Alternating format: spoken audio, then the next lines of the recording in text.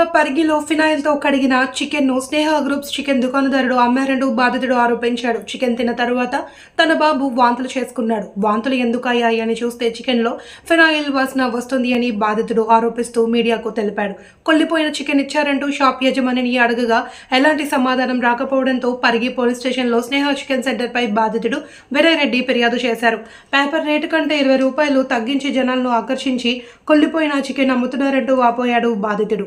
అధికారుల నిర్లక్ష్యం వల్ల యజమానులు చెలరేగిపోతున్నారని, ఇప్పటికైనా ఉన్నతాధికారులు స్పందించి అతనిపై చర్యలు తీసుకోవాలి అని బాధితుడు వినయ్ రెడ్డి డిమాండ్ చేశారు.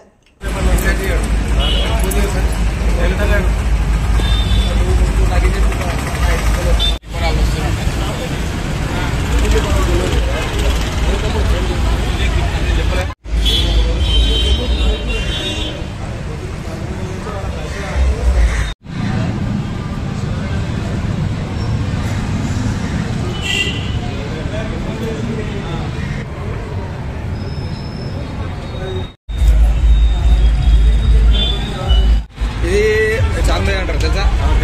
ఇది వాయిది కానీ ఇది అన్నీ ఒకటి చార్మినార్ తెలుసా నీకు? చిన్న ఫోన్ చేయండి ఐటమ్ ఇప్పుడు వాడాలి.